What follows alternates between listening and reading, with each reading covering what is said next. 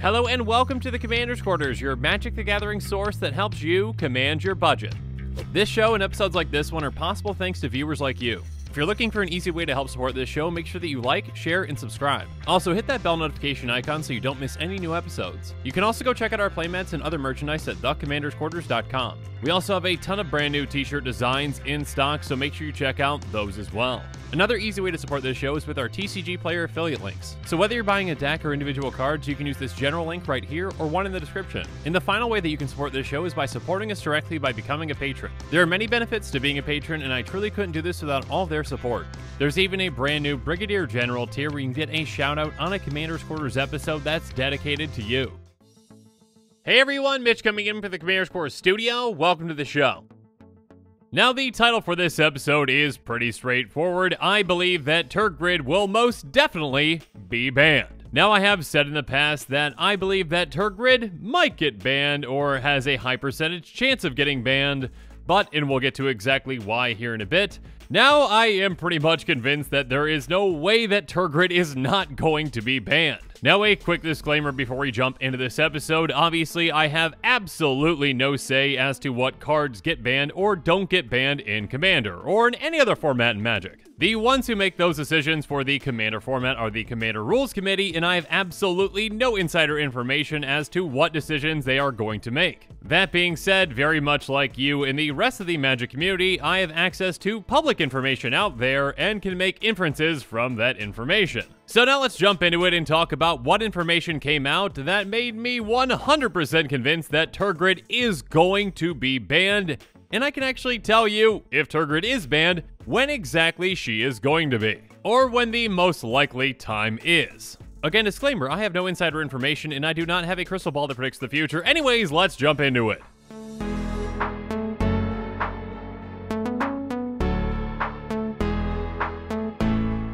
So first up, a huge thank you to Eddie for making me aware of this article titled My Favorite Commander Cards of 2021 on Star City Games. This article comes to us from Sheldon Menery, who is the face of the Commander Rules Committee. And the description of the article says, Sheldon Menery looks at his top Commander cards of 2021 from legendary creatures to alternative win conditions and beyond. So you're probably wondering at this point, well, in this article, if Sheldon's just talking about his favorite cards, when in the world would he mention a card that is probably going to be banned, which would then probably not be one of his favorite cards, right? Well, before he actually jumps into the actual list of the cards, he has some things to say, and one of those things is apparently about Duelist Heritage, and the other thing is about Tergrid, God of Fright. So, quoting directly from the article, Sheldon says, least favorite card of the year goes to Tergrid, God of Fright. With in-person play potentially returning in full force, we on the Commander Rules Committee, RC, are still evaluating whether or not it's a card we need to ban. Regardless, it can certainly lead to builds that are miserable for other players in games that aren't conducive to a healthy atmosphere. We don't like banning cards and don't do it lightly, so when a new card pops up on the radar like Tergrid, it goes right on my naughty list. And then from there, Sheldon goes on to his favorite 25 cards of 2021, but again, that's not what this episode is about. In my opinion, Tergrid even being included in this article, and the actual paragraph itself about Tergrid, is the nail in the coffin.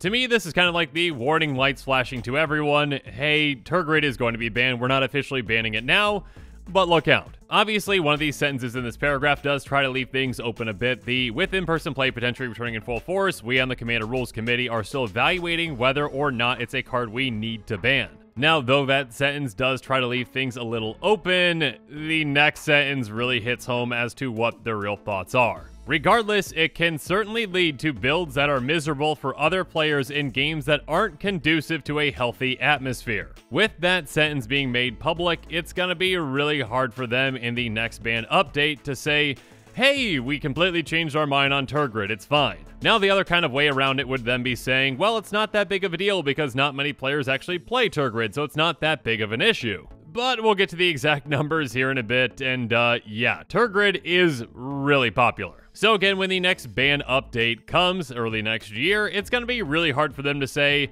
well, okay, this popular commander that sees a lot of play can certainly lead to builds that are miserable for other players in games that aren't conducive to a healthy atmosphere, but we're okay with that continuing. Now, okay, really quick, my apologies, I probably should have gone through this earlier, but for those of you that aren't familiar with Tergrid and why those builds can be miserable for other players, let's jump into the actual commander really quick and talk about the kinds of cards and strategies that this deck implements.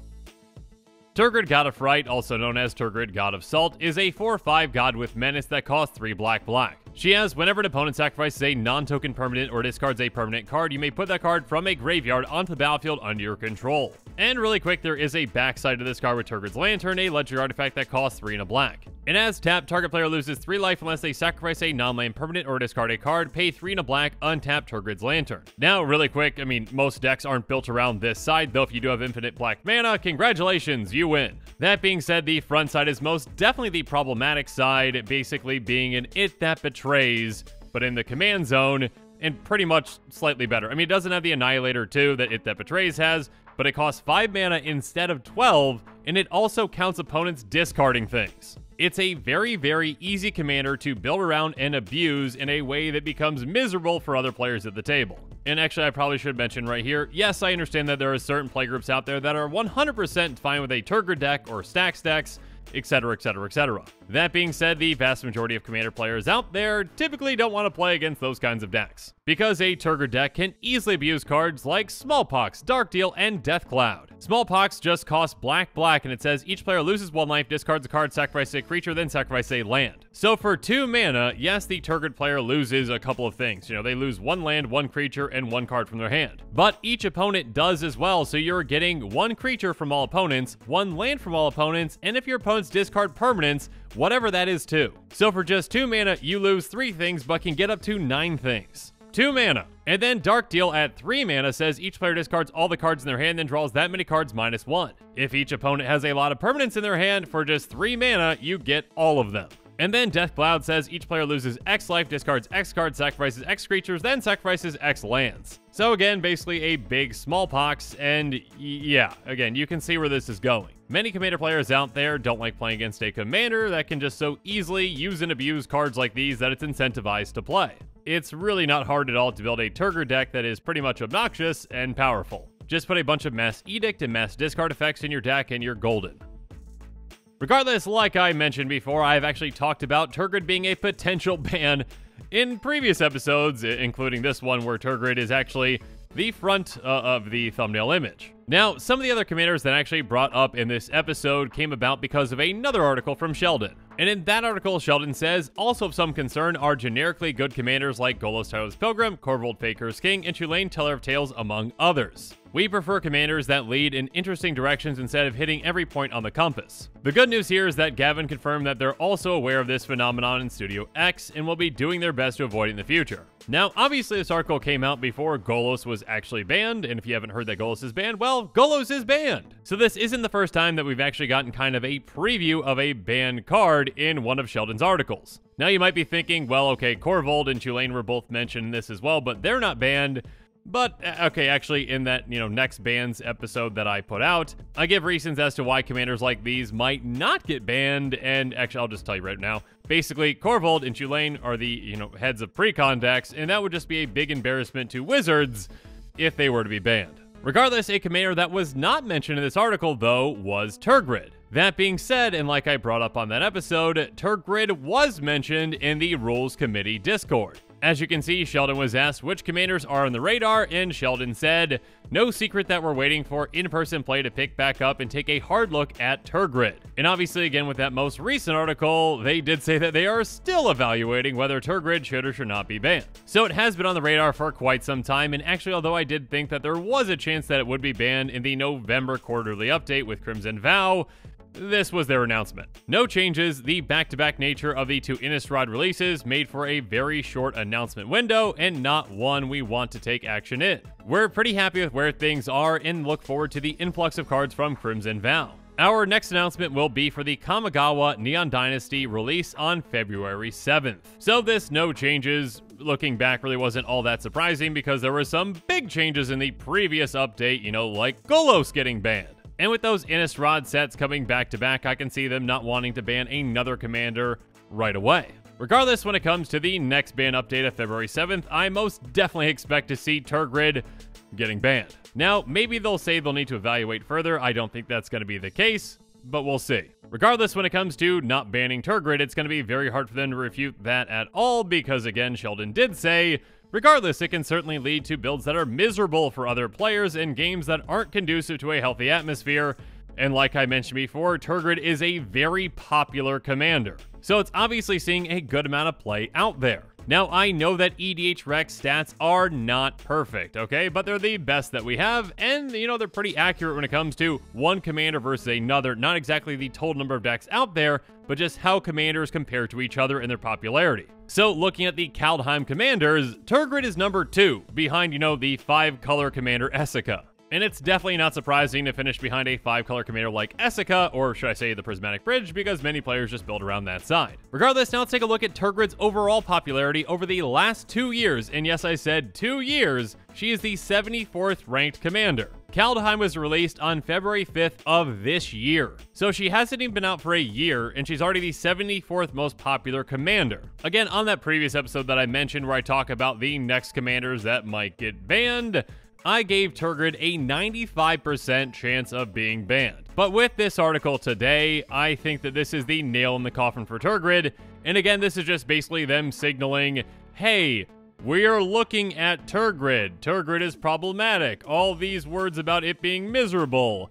There is a ban announcement coming in February of next year. You should probably be on the lookout for that. I could be wrong, I could be reading too much into this, but if you had to ask me now a percentage that I think that Tergrid will be banned, I would say 99.999999999.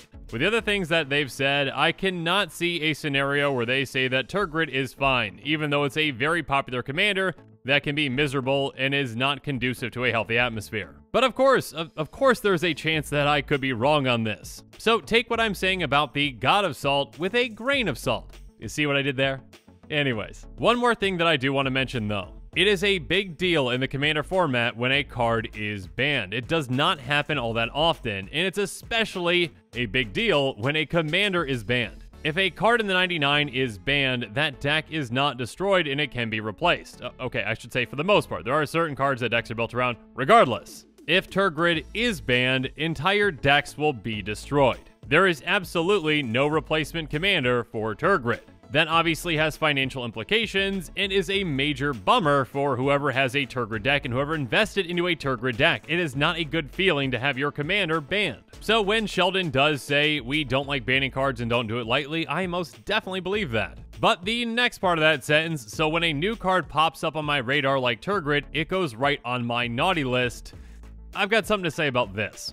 I think many commander players out there, myself included, would very much appreciate knowing that when a new card, you know, like Tergrid back in Kaldheim does come out and it shows up on your quote-unquote naughty list, that the players kind of know that, hey, okay, look out for this card. We are going to be evaluating this one. You know, there is a potential for a ban for it in the future. So if you're hesitant on that, then you know what? Maybe don't build around this commander and invest a lot of time and energy and money into it because there is a, you know, potential for this one to be banned. Now, is that asking a lot?